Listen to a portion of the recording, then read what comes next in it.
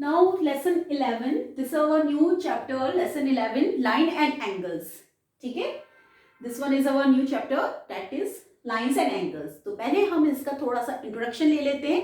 इसमें हम क्या क्या पढ़ेंगे, क्या क्या हमारा टॉपिक्स आएंगे. ठीक है, तो स्टार्ट करते हैं. देखिए, फर्स्ट हमारा है, आपने वर्ड सुने होंगे, line segment. Have you heard these words? Line segment, line, ray, line segment, line segment, line, ray. Have you heard these words in your previous classes? Yes, देखिए, line segment is, क्या होता है line segment? line segment वो होती है जो जिसकी क्या होती है, दोनों साइड में end points होता है. उसकी क्या होती है, दोनों साइड में end point होता है. ठीक है, अगर हम बोले 5 सेंटीमीटर की हमें लाइन बनानी है तो that is our line segment. उसके दोनों end point होता है. ठीक है, and what do you mean by the line? Line में क्या होता है, लाइन जो है वो दोनों साइड में, बोथ एंड पॉइंट से क्या है, एक्सटेंड हो सकता है. लाइन जो है इधर से भी एक्सटेंड हो सकता है, इस साइड से भी हो सकता है. In both the directions. हम कह सकते हैं कि जो लाइन है वो बोथ डायरेक्शंस में, बोथ एंड पॉइंट्स हैं जो इसके, दोनों डायरेक्शन में वो और आगे एक्सटेंड हो सकता है. यहां से कहीं तो और बढ़ सकती है, यहां से करना चाहे तो यहां से भी हमारी एक्सटेंड हो सकती है. बट लाइन सेगमेंट की दोनों एंड पॉइंट्स होते हैं, वो कहीं से एक्सटेंड नहीं होगी, वो अपने एक फिक्स्ड उसके पॉइंट होता है. अब रे की बात करते हैं. रे में क्या होता है, एक फिक्स पॉइंट होता है, बट जो नेक्स्ट उसका एंड पॉइंट होता है वो एक डायरेक्शन में एक्सटेंड हो सकती है. रे में एक एंड पॉइंट होता है और दूसरा जो एंड पॉइंट होता है वो एक उसमें डायरेक्शन में एक्सटेंड हो सकती है. यहां से कह लें या यहां से कह लें, एक डायरेक्शन में वो एक्सटेंड हो सकती है. ठीक है, एक डायरेक्शन में वो आगे बढ़ सकती है, यहां से आगे बढ़ जाए या यहां से आगे बढ़ जाए, एक डायरेक्शन में. बट लाइन जो होती है दोनों डायरेक्शन में वो एक्सटेंड हो सकती है. ठीक है, ये तीनों वर्ड्स आए पहले समझ में. Now next topic is angles. Angles भी हमने पहले पढ़े हैं. एंगल्स, टाइप्स ऑफ एंगल्स क्या होते हैं? Acute angle, acute angle. What do you mean by acute angle? Yes, acute angle, the angle that measures less than 90 degree, more than 0 degree but less than 90 degree, that is called the acute angle. ठीक है, and the next is obtuse angle. Obtuse angle, the angle which measures more than 90 degree but less than 180 degree, that is called obtuse angle. ठीक है, acute angle more than 0 degree but less than 90 degree. Obtuse more than 90 degree but less than 180 degree, that is called obtuse angle. Okay, next is right angle. The angle which measures exactly 90 degree, that is called the right angle. Next one is straight angle. Straight angle, the angle which measures exactly 180 degree, that is called the straight angle. जिसका measures बिल्कुल ठीक 180 degree होता है, that is called the straight angle. Okay, and the next is reflex angle. Reflex angle, the angle which measures more than 180 degree but less than 360 degree. The angle which measures more than 180 degree but less than 360 degree, that is called the reflex angle. And the last one is complete angle. Complete angle which measures 360 degree, that is called complete angle. ठीक है, these are the types of angles. Now next is complementary angles. Complementary angles क्या होता है? When the sum of the two angles is 90 degree, that is called the complementary angle. Okay, and the supplementary angle, when the sum of the two angles is 180 degree. Complementary angles, when the sum of two angles is 90 degree, that is called complementary angle. And what do you mean by the supplementary angles? The angles whose sum is 180 degree, or we can say that sum of two angles is 180 degree, that is called the supplementary angle. ठीक है, both angles are clear, and the difference between the both angles are the supplementary angles. These are those types of angle in which जब हम क्या करते हैं, जब दो angles को सम करते हैं, उनका सम जो होता है 90 डिग्री आता है, that is called the supplementary angle and complementary angle. And the supplementary angle, जब हम दो एंगल्स का सम करते हैं, उनका सम 180 डिग्री आता है, तो उनको हम सप्लीमेंट्री एंगल कहते हैं. ठीक है, अभी हमारी एक्सरसाइजेस में ये क्वेश्चंस आएंगे, तो वहां पे अभी अब आपको अच्छे से क्लियर होगा. Yes, the next topic is angles made by the transversal with two lines. अब what do you mean by the transversal? देखिए transversal क्या होता है? When we have the two lines, ठीक है, जब हमारे पास two parallel lines है, उसमें से एक लाइन जो है ऐसे कट करके जाती है टू डिस्टिंक्ट पॉइंट्स में.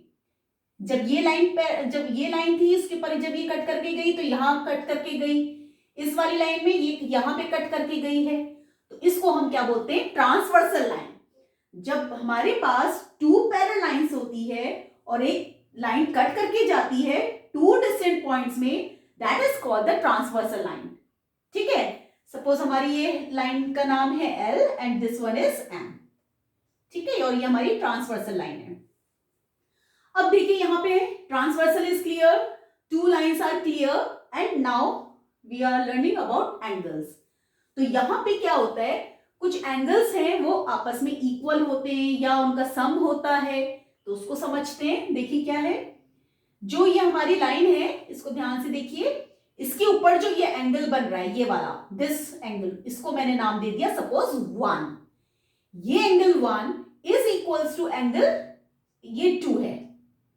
ठीक है, ये angle 1 is equals to angle 2 हो जाएगा. ये वाली लाइन का ऊपर वाला एंगल एंड जो नीचे वाली लाइन जा रही है उसका ऊपर वाला एंगल, ये दोनों आपस में एंगल इक्वल हो जाएंगे, इक्वल होंगे. Angle 1 is equal to angle 2. अब इसका रीजन क्या है, क्यों इक्वल हो रहे हैं? ये दोनों आपस में एक दूसरे के क्या है, कॉरस्पॉन्डिंग एंगल्स हैं.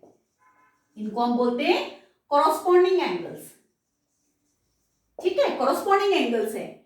ऐसे जब हम यहां देखें, इस साइड में भी जो एंगल ये ऊपर बन रहा है 3, this angle is equal to angle 4.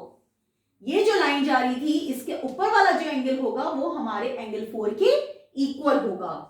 ये भी क्यों हुआ है, कॉरस्पॉन्डिंग एंगल से. Angle 3 is equal to angle 4. ठीक है, 1 जो है लाइन के ऊपर वाला जो एंगल है, वो जो होगा हमारे नीचे वाली लाइन के, ये लाइन वाला एंगल जो है उसकी इक्वल होगा. यहां भी सेम यही है, 3 जो एंगल है वो एंगल 4 के इक्वल होगा. ठीक है, और क्या इसमें कुछ कॉरस्पॉन्डिंग और एंगल्स हैं? यस, और देखिए कौन से हैं. अब ये जो लाइन जा रही थी L, इसका जो नीचे वाला एंगल है इधर की साइड का, ये 5 नाम दे देते हैं इसको. एंगल 5 जो ही होगा, नीचे वाला जो एंगल है, यहां के नीचे वाले एंगल से इक्वल हो जाएगा. Angle 5 is equal to angle 6. Angle 5 is equal to angle 6. ऐसी इस साइड से भी देख सकते हैं हम, angle 7 is equal to angle 8. Angle 7 is equal to angle 8. ये सब किसके कारण हुए हैं, कॉरस्पॉन्डिंग एंगल्स. इनको हम बोलते हैं कॉरस्पॉन्डिंग एंगल्स. ठीक है, कॉरस्पॉन्डिंग एंगल्स फर्स्ट है. नेक्स्ट है अब हमारा alternate angles, alternate interior angles. First हमने पढ़ा कॉरस्पॉन्डिंग एंगल्स, सेकंड है अब हमारा alternate interior angles. Alternate interior angles. Alternate interior angles देखिए कौन कौन से होंगे, कौन से आपस में इक्वल हो जाएंगे. इंटीरियर है, मतलब यही अंदर की बात करनी है हमें. 5 जो होगा वो एंगल 4 की इक्वल हो जाएगा. 5 is equal to angle 4 cross में. ठीक है, एंगल 5 जो है 4 की इक्वल हो जाएगा, और एंगल 2 जो है एंगल 7 की, या एंगल 7 जो है एंगल 2 की, कुछ भी बोल सकते हैं. तो ये दोनों आपस में इक्वल हो जाएंगे अल्टरनेट इंटीरियर एंगल से. ठीक है, थर्ड आता है हमारा conjugative angles.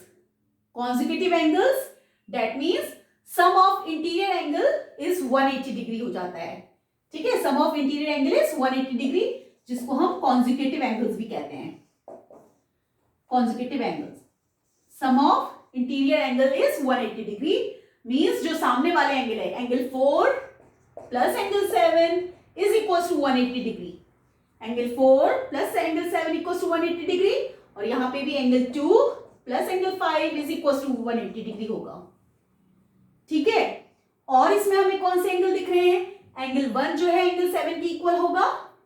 Angle 1 is equal to angle 7, इसको हम वर्टिकल अपोजिट एंगल भी कह सकते हैं। 3 जो है एंगल 5, वर्टिकली अपोजिट एंगल्स। ऐसी 2 is equal to angle 8, vertical opposite.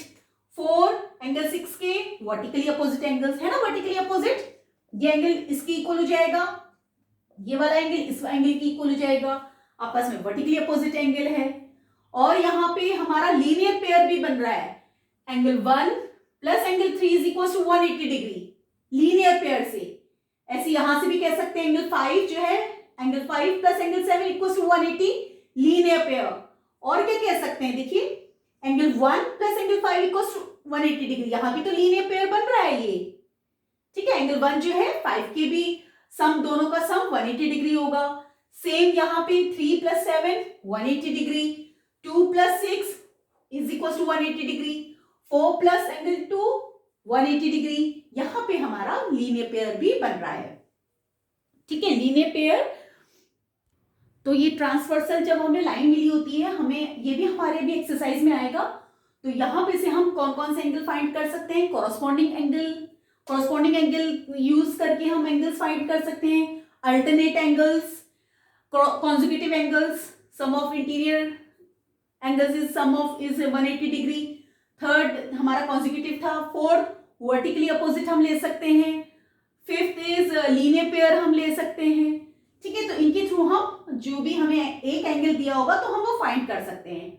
जैसे एंगल 3 बोल दें, अगर 3 हमारा 80 डिग्री है, सपोज एंगल 3 इज 80 डिग्री, तो रिमेनिंग एंगल्स हम फाइंड कर सकते हैं। देखिए 3 अगर 80 है तो 4 भी 80 आ जाएगा। ठीक है, 4 80 आ गया तो एंगल 6 भी 80 आ जाएगा। एंगल 4 80 कैसे आया? कॉरस्पॉन्डिंग एंगल से। 4 अगर 80 आ गया तो ये एंगल 6 भी 80 हो जाएगा। ये क्यों है? वर्टिकली अपोजिट एंगल से। एंगल 6 अगर 80 हो गया है तो एंगल 5 भी 80 हो जाएगा कॉरस्पॉन्डिंग एंगल से। ठीक है, और हम क्या फाइंड कर सकते हैं यहाँ पे? अब 4 प्लस 2 कर लेते हैं। Angle 4 plus angle 2 is equal to 180, linear pair से। ठीक है, तो एंगल 2 हमारा 100 आ जाएगा। अगर 200 आ गया है तो एंगल 1 भी 100 हो जाएगा कॉरस्पॉन्डिंग एंगल से। अगर 200 है तो एंगल 8 भी 100 डिग्री हो जाएगा, वर्टिकली अपोजिट एंगल। अगर 100 डिग्री आ गया है तो 7 भी 100 डिग्री हो जाएगा, वर्टिकली अपोजिट एंगल। तो देखिए एक एंगल से हमने सब पूरे एंगल्स 1 to 8 पूरे फाइंड कर लिए हैं। ठीक है, तो ऐसे वाले क्वेश्चन अभी हमारे एक्सरसाइज में आएंगे तो वहां पे हमें अच्छे से क्लियर होगा। ठीक है, तो ये अभी हमारा इंट्रोडक्शन पार्ट था। इतना क्लियर है अभी?